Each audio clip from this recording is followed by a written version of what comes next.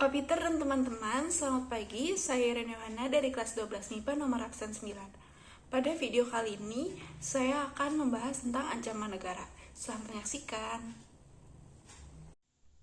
Yang dimaksud ancaman negara adalah ancaman terhadap suatu negara yang setiap usaha atau kegiatan yang mengancam kegiatan itu dari dalam negeri maupun luar negeri yang berusaha untuk memecah belah persatuan bangsa.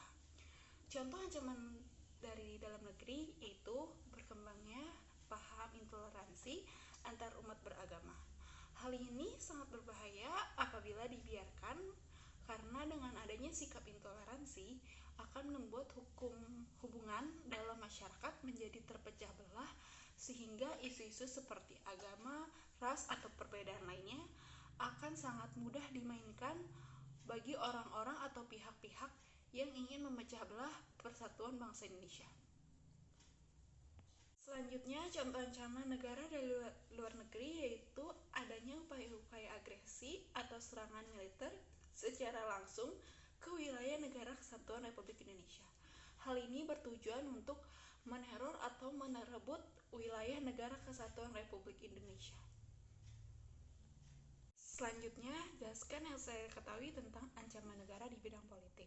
Ancaman negara di bidang politik adalah ancaman dalam bentuk segala kegiatan atau usaha dalam bidang politik, baik dalam negeri maupun luar negeri, yang berusaha untuk memecah belah persatuan bangsa dengan memanfaatkan unsur-unsur politik atau kondisi politik di negara tersebut.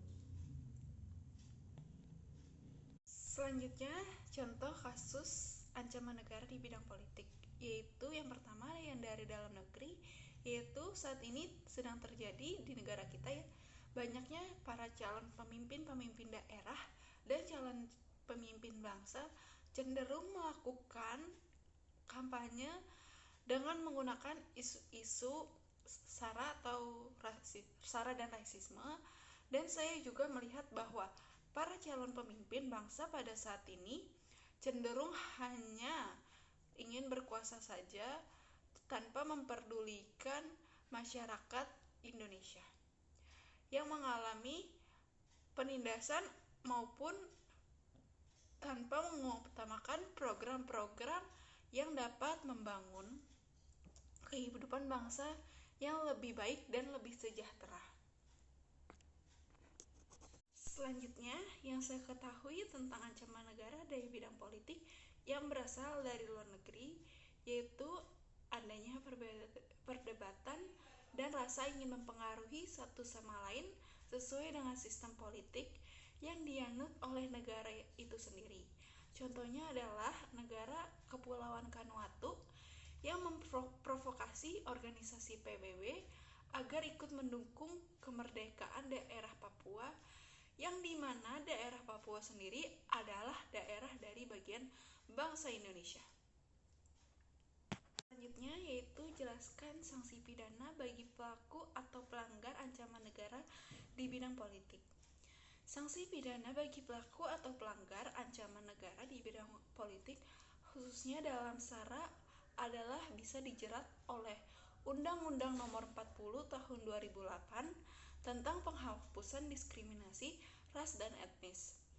Yang pertama dalam pasal 16 yang bunyinya adalah setiap orang yang dengan sengaja menunjukkan kebencian atau rasa benci kepada orang lain berdasarkan diskriminasi ras dan etnis sebagaimana dimaksud dalam pasal 4 huruf B angka 1 dan angka 2 ataupun angka 3 dipidana dengan pidana penjara paling lama 5 tahun dan atau denda paling banyak sebanyak 500 juta rupiah. Yang kelima atau soal selanjutnya yaitu jelaskan cara mengatasi ancaman negara di bidang politik dalam masyarakat sehingga berkurang atau tidak sama sekali. Upaya-upaya yang dapat kita lakukan sebagai masyarakat dalam mengatasi ancaman negara di bidang politik adalah yang pertama, pemerintah dapat melakukan seminar-seminar ataupun sosialisasi mengenai pentingnya toleransi dalam masyarakat Karena dengan adanya sikap sosialisasi dari pemerintah dalam membuat persatuan dan kesatuan semakin kuat. Oleh karena itu, pentingnya sikap intoleransi dalam kehidupan kita sehari-hari.